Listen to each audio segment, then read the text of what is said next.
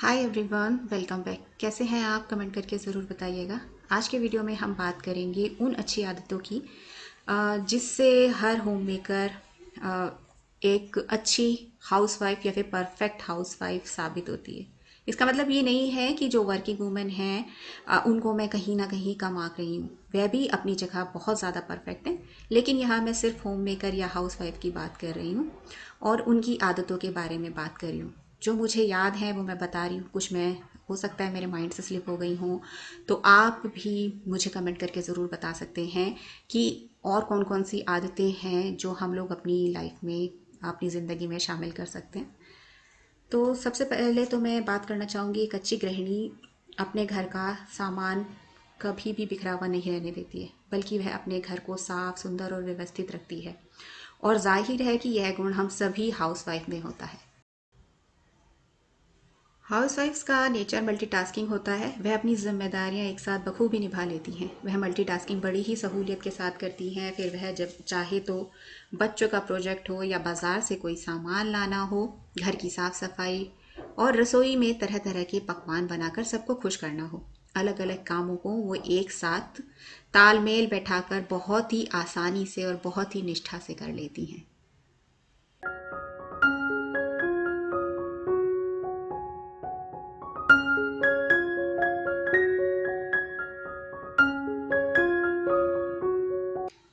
जब भी हस्बैंड हाथ में महीने का खर्चा थमाते हैं तो हम हाउसवाइफ बिना कोई शिकायत किए सारे खर्च को बखूबी मैनेज कर लेती हैं और साथ में बचत भी कर लेती हैं। और उस बचत से या तो घर का कोई सामान ले आती हैं जो ज़रूरत का होता है, या फिर किसी न किसी घर के सदस्य की ज़रूरत को पूरा कर देती हैं। तो ऐसे ही सबको खुश करने की, परिवार के हर सदस्य को खुश करने की और परिवार में तालमेल बैठा के रखने की हम सभी हाउसवाइफ कोई ना कोई कोशिश करती रहती हैं। घर में प्लास्टिक के जो बैग्स आते हैं या फिर जूट के जो बैग्स आते हैं, उन सबको संभाल के फोल्ड करके रखने की आदत हम सभी हाउसवाइफ्स में होती है। हमें पता है कि ये बैग्स बहुत काम आते हैं। कभी कोई ना कोई चीज़ कैरी करने के लिए ये बैग्स की ज़रूरत पड़ती ही रहती है। ये सिर्फ हम नहीं, ये हमने अपने बुज़ुर्गों को भी करते हुए देखा है। हमारे घर में हमारी दादी नानी या फिर हमारी मम्मी को भी हमने ये सब करते हुए देखा है। और ये आदत बहुत ही ज़्यादा अच्छी है और आपको हर घर में कहीं ना कहीं किसी ना किसी कोने में इस तरीके के बैग फोल्ड होकर रखे हुए, बड़े संभाल कर रखे हुए मिल जाएंगे। और ये हम सभी करती हैं। सही कहा ना मैंने?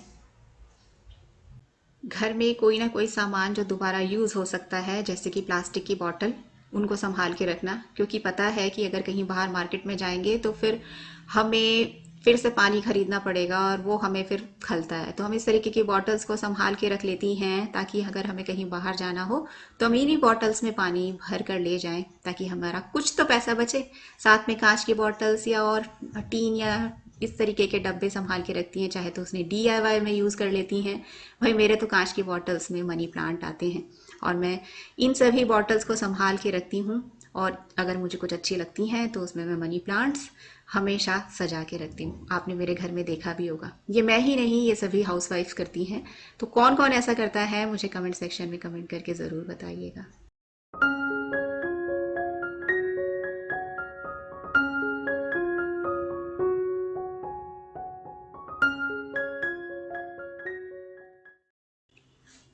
अगर हमारे बच्चे का बर्थडे है और उसको बर्थडे गिफ्ट में कोई ऐसी चीज़ मिली है जो ऑलरेडी हमारे बच्चे के पास है, तो हम उसे संभाल कर रख लेती हैं ताकि किसी और बच्चे को उसके बर्थडे पर हम दे सके।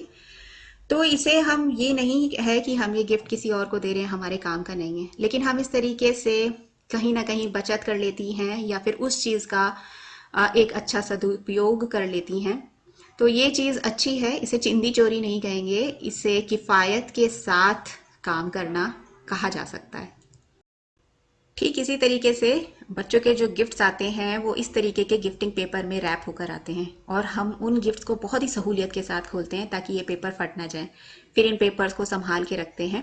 पता नहीं क्यों, ऐसा नहीं है कि ये बहुत महंगे आते हैं, लेकिन इन्हें संभाल के रखने में बहुत सुकून मिलता है ताकि हम फिर किसी बच्चे का अगर बर्थडे आए तो इन गिफ्टिंग पेपर में फिर से रैप करके दे सकें।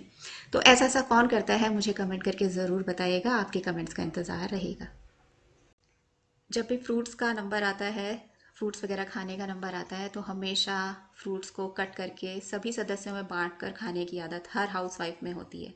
लेकिन अगर कभी कभी ऐसा भी हो जाता है कि बास्केट में सिर्फ एक ही फ्रूट रखा है, तो उस वक्त हम खाती नहीं हैं, उसे संभाल के रख देती हैं, ये सोचती हैं कि ये फ्रूट मेरे हस्बैंड खा लेंगे या फिर मेरे बच्चे को बहुत पसंद है, तो मैं उसे ही कट करके दे दूंगी।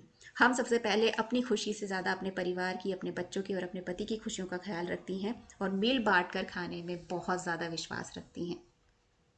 ऐसे ही घर के खर्चे का, घर की बचत का हिसाब किताब रखना, ये भी हम हाउसवाइफ्स करती हैं। भाई मैं तो, अगर ऐसा होता है कैलेंडर पर ही झट से, अगर मेरा कोई खर्चा जैसे ज़्यादा हो गया, जैसे मेरी हाउस हेल्पर है उसने कभी एडवांस मुझसे ले लिया है, तो मैं तुरंत कैलेंडर पे लिख लेती हूँ कि मेरे से उसने इतने पैसे इस डेट को एडवांस ले लिए हैं, ताकि मुझे बाद में हिसाब किताब करने में कोई दिक्कत ना हो। ऐसे ही जैसे मैंने पहले भी बताया है, दूध का हिसाब करना, दूध वाला जब आता है, कभी ऐसा होता है कि मैं दूध नहीं लेती हूँ, तो उस दिन भी मैं अपने कैलेंडर पर पूरा मार्क कर लेती हूँ कि इस दिन मैंने दूध नहीं लिया, ताकि महीने के अंत में मुझे पूरा खर्च का पूरा जो हिसाब किताब करना है वो मेरे लिए आसान रहे। पहले तो मैं झट से इसे कैलेंडर पे लिख लेती हूँ और बाद में उसको एक डायरी में भी लिख लेती हूँ।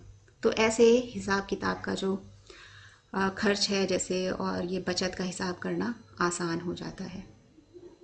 ठीक इसी तरीके से डिनर सेट वगैरह जो बहुत ही ज़्यादा डेलिकेट से होते हैं, उनको कभी कभी निकालना, ऐसा नहीं कि उनमें डेली खाना खाना, वो सब चीज़ें उसी वक्त निकालना जब घर में कोई मेहमान आए, और उन चीज़ों को इतना संभाल के रखना ताकि वो टूटे नहीं। नहीं तो फिर इस तरीके से डर लगता है कि वो टूट जाएंगे, फिर एक और खर्चा हो जाएगा। तो ये तो हम सभी हाउसवाइफ करती हैं, इन छोटी छोटी चीज़ों को जो बहुत ही ज़्यादा डेलिकेट सी हैं उन्हें कम से कम निकालती हैं और बहुत संभाल के रखती हैं।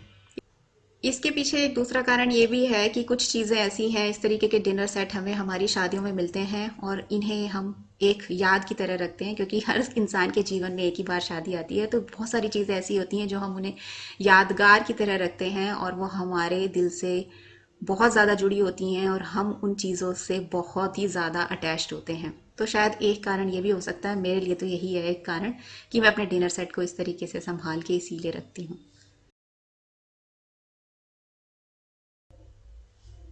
ऐसे ही घर में कोई छोटी मोटी टूट फूट होती है या फिर कोई कपड़ा है जो थोड़ा सा उधड़ गया है या फट गया है, तो हम उसे अपने हाथ से ही सिलने में विश्वास रखते हैं। अगर घर में सिलाई मशीन है तो खुद ही जैसे तैसे, अगर सिलाई नहीं आती तो जोड़ तोड़ करके काम कर लेती हैं, और या फिर सुई धागे से काम कर लेती हैं। तो ऐसी छोटी छोटी सी चीज़ें हैं जो हम ध्यान में रखती हैं, अपनी बचत का ख्याल रखती हैं, और बहुत सुकून मिलता है जब अपने हाथों से किसी भी चीज़ को, अगर वो टूट फूट जाती है, फिर उसको, उसकी मरम्मत की जाए और वो फिर से पहले जैसी हो जाए। तो ऐसे काम मुझे करने तो बहुत ही ज़्यादा अच्छे लगते हैं। अपने घर में अगर कोई छोटी मोटी टूट फूट हो जाती है ना, जैसे वाइट सीमेंट वगैरह कहीं लगाना है, मरम्मत वगैरह करनी है, इस तरीके के काम भी मैं कर लेती हूँ। और अब तो मेरे पास सिलाई मशीन भी आ गई, हालांकि मुझे सिलाई करनी नहीं आती है, लेकिन फिर भी मैं सीधी सीधी सिलाई तो कर ही लेती हूँ। तो अगर मुझे कोई पर्दा है, जैसे मैं अभी तो पर्दा एक है उससे छोटा कर रही हूँ, या फिर कुछ ऐसे कपड़े हैं जो मेरे ऑल्टर की मुझे ज़रूरत है, मैं खुद से कर लेती हूँ। तो इस तरीके से भी हम सभी हाउस वाइफ्स ये सब कोशिश करती रहती हैं कि कहीं ना कहीं से थोड़े बहुत पैसे बच जाएं, इस तरीके की छोटी मोटी बचत करके। हालांकि ये बचत बहुत बड़ी नहीं होती है, लेकिन फिर भी दिल को सुकून देती हैं। ऐसा लगता है हमने कुछ तो जोड़ तोड़ करके कुछ तो बचाया है ना। और सबसे आखिर में यही बात कहना चाहूँगी, भले ही हम मल्टीटास्किंग कर लेती हैं, घर के कामों में बिजी रहती हैं, हमारे पास सांस लेने की भी फुर्सत नहीं होती, कभी कोई काम कभी कोई काम, लेकिन फिर भी इन सभी कामों के बीच में खुद को नहीं खोना चाहिए, खुद से प्यार करना चाहिए। अपनी केयर खुद करनी चाहिए, अपनी स्किन की, अपने बालों की, अपनी खुद की, मतलब अपने आप को भी प्यार करना बिल्कुल भी इन सभी कामों के बीच में भूलना नहीं चाहिए। क्योंकि जितना हम प्रेजेंटेबल रहेंगे, जितना हम अच्छे लगेंगे, उतना हम खुद के लिए भी कॉन्फिडेंट खुद फील करेंगे, साथ ही साथ हमारे बच्चे भी हमसे बहुत खुश रहेंगे, क्योंकि उनको भी अच्छा लगता है कि उनकी मम्मी स्मार्ट लगे, अच्छी लगे और प्रेजेंटेबल लगे। तो बस यहीं तक का था आज का वीडियो। अगर पसंद आए तो इसे लाइक करना, अपने दोस्तों के साथ शेयर भी करना, और कौन कौन से ऐसी आदतें हैं जो मैं भी आपको बताना भूल गई, जो मुझे याद नहीं आए, तो प्लीज़ वो भी कमेंट करके बताना कि हाँ हम ऐसा भी करते हैं। जो जो चीज़ें मुझे याद आती वो आती रही, वो मैं लिखती रही, और वही मैंने आपके साथ शेयर की। इस चीज़ को करने में मुझे पूरा एक वीक लगा है। मैं एक एक पॉइंट को रोज़ सोचती थी, रोज़ लिखती थी, तो इतने ही पॉइंट मेरे दिमाग में आए।